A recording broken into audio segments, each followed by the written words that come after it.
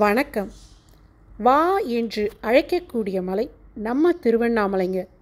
அடியவர்களை பொறி வைத்து ஈர்த்து இழுக்கக்கூடிய மலை நம்ம திருவண்ணாமலை. நினைத்தாலே முக்தி தரும் மலை நம்ம திருவண்ணாமலை. அப்படி இந்த திருவண்ணாமலையின் பெருமைகளையும் ரகசியங்களையும் சிறப்புகளையும் சொல்லிக்கொண்டே போகலாம்.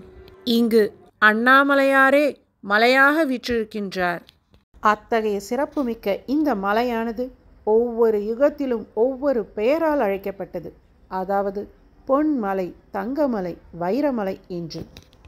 இந்த கலியுகத்தில் இந்த மலையானது கந்தகமலை, அக்னிமலை என்று அழைக்கப்படுகிறது. இங்கு அண்ணாமலையாரே மலையாக தோன்றிய அந்த இரகசியத்தை பற்றி தான் பார்க்க போகிறோம். ஒரு முறை பிரம்மாவும் விஷ்ணுவும் தங்களுக்குள் யார் பெரியவர் என்று சண்டையிட்டு கொள்ளும் பொழுது அங்கு சிவபெருமான் ஜோதி பிழம்பாக விஸ்வரூபம் எடுத்து நிற்கிறார். அவர்களிடம் யார் என் முடியையோ அடியையோ முதலில் காண்கிறாரோ அவர்தான் பெரியவர் என்று சொல்ல விஷ்ணு பகவான் அவருடைய பாதத்தை தேடி செல்கிறார். பிரம்மாவோ அவரது தலையை தேடி செல்கிறார். எவ்வளவு தேடியும் அவர்களால் அதை காண முடியவில்லை. அப்பொழுது ஈசன் தலையிலிருந்து ஒரு தாழம்பு கீழே விழுந்து கொண்டிருந்தது. அதை பார்த்த பிரம்மதேவர், நீ எங்கிருந்து வருகிறாய் என்று அதனிடம் கேட்க, அது நான் சிவபெருமான் தலையிலிருந்து வருகிறேன் என்று சொல்ல, அது இன்னும் எவ்வளவு தூரம் இருக்கிறது என்று கேட்டார். அதற்கு தாழம்பு சொன்ன பதிலை கேட்டு மலைத்து போன பிரம்மர் இனி நம்மால் அவரது முடியை காண இயலாது என்று உணர்ந்து தாழம்புவிடம், நீ எனக்காக ஈசனிடம் வந்து நான் அவரின் திருமுடியை கண்டதாக சாட்சி சொல்ல வேண்டும் என்று கூறினார். பின்னர் ஈசன் அவர்களிடத்தில் யார் எனது அடியையோ முடியையோ கண்டீர்கள் என்று கேட்க, விஷ்ணு பகவான் என்னால் உங்கள் திருவடியை காண முடியவில்லை என்று உண்மையை சொன்னார். ஆனால் பிரம்மரோ நான் உங்கள் திருமுடியை கண்டுவிட்டேன் என்று பொய் சொன்னார். அதற்கு யார் சாட்சி என்று கேட்க, இதோ இந்த தாழம்பூதான் என்று சொன்னார். பின்னர் அந்த தாழம்பூவிடம் பிரம்மா எனது திருமுடியை கண்டாரா என்று கேட்க, அதுவும் ஆமாம் என்று பொய் சொல்லிவிட்டது. இதனால் கோபம் கொண்ட ஈசன் அந்த பிரம்மாவுக்கும் தாழம்பூவுக்கும் சாபம் கொடுத்தார்.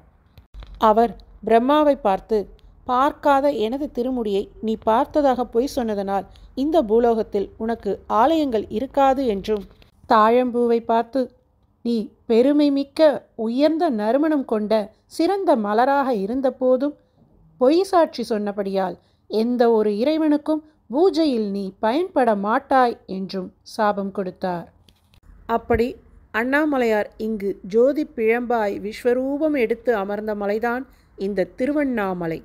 அப்படியே நெருப்பாக இருந்து குளிர்ந்த மலைதான் இந்த திருவண்ணாமலை.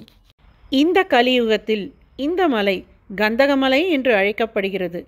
கந்தகம் என்றால் காந்தம். காந்தத்தின் தன்மை ஈர்ப்பது. அதுபோல் ஒரு முறையாவது நாம் திருவண்ணாமலை சென்று வர வேண்டும் என்று வரும் அடியவர்களை ஈர்த்து இழுத்து மீண்டும் மீண்டும் தன்னிடம் வரவழைத்து அரவணைக்கும் மலைதான் இந்த திருவண்ணாமலை. அப்படித்தான் நானும் அங்கு சென்று கொண்டிருக்கின்றேன். நானும் முதல் முறையாக திருவண்ணாமலை சென்று திரும்புகையில் அழுது கொண்டே வந்தேன். ஏனென்றால் எனக்கு அந்த இடத்தை விட்டு வர மனமே இல்லை. அந்த அளவு திருவண்ணாமலை முதல் தடவையிலேயே என்னை மிகவும் ஈர்த்துவிட்டது. எங்கே நமது மனது மிக மிக மகிழ்ந்து களிப்படைகிறதோ அதுவே நமது இருப்பிடமும் களைப்பாறும் இடமும் ஆகும். அப்படி பார்த்தால் இதுதான் என்னுடைய இருப்பிடம் என்று எனக்கு தோன்றுகிறது. அத்தகைய சிறப்புமிக்க மலைதான் நம் திருவண்ணாமலை.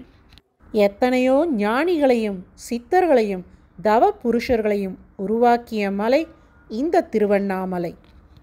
நீங்கள் பார்த்தீர்களானால் பெரிய பெரிய ஞானிகளும் சித்தர்களும் ஏதாவது ஒரு வகையில் கண்டிப்பாக திருவண்ணாமலையோடு தொடர்புடையவர்களாகத்தான் இருப்பார்கள். இது முற்றிலும் உண்மை. ஞான தபோதனரை வாவென்று அழைக்கும் மலை திருவண்ணாமலை. இங்கு மலையை சுற்றி முழுவதிலும் ஜீவசமாதிகள் தான் இருக்கின்றன. நமக்கு பிராப்தம் இருந்தால் மட்டும்தான் சித்தருடைய தரிசனம் நமக்கு கிடைக்கும். அண்ணாமலையார் நினைத்தால் சித்தர்களை நம் கண்ணில் காண்பிப்பார். அதற்கு நாம் என்ன செய்ய வேண்டும் என்று கேட்டால், அமைதியாக அவருடைய பஞ்சாட்சர மந்திரத்தை மட்டும் மனதில் நினைத்தவாறு கிரிவலம் வர வேண்டும். நீங்கள் பார்த்தீங்கன்னா எத்தனை தவசீலர்கள், அதாவது ரமண மகரிஷி, சேஷாத்ரி சுவாமிகள், குரு நமசிவாய, குகை நமசிவாய, விசிறி சுவாமிகள், மூக்குப்பொடி சித்தர், இசக்கி சித்தர், அம்மணி அம்மன், இப்படி எத்தனையோ ஞான தபோதரர்களை உருவாக்கிய இடம் இந்த திருவண்ணாமலை. பார்வதி தேவியின் மூலம் கிரிவலத்தின் சிறப்பை நமக்கு உணர்த்திய பெருமை மிகுந்த மலை நம் திருவண்ணாமலை. நான் முன்பே சொன்னது போன்று ஒரு கோவிலுக்கு செல்கிறோம் என்றால் பொறுமை மிக மிக அவசியம். அங்கு அவசரமே இருக்கக்கூடாது. அதிலேயும் பொறுமை இல்லாதவர்கள் கண்டிப்பாக திருவண்ணாமலை செல்லவே கூடாது. ஏனென்றால் அது அவசரமாக பார்த்து வரக்கூடிய இடமும் இல்லை, அது அவசரமாக வழிபடக்கூடிய மலையும் இல்லை. எதற்கு அப்படி சொல்கிறேன் என்றால், மலையை சுற்றி வெறும் அஷ்டலிங்கங்கள் மட்டும் இல்லை, அதை தாண்டி ஏராளமான கோவில்களும் ஏராளமான ஆசிரமங்களும் ஏராளமான ஜீவசமாதிகளும் இருக்கின்றன. இவை எல்லாவற்றையும் தரிசிக்க நமக்கு பொறுமையும் நாட்களும் தேவை.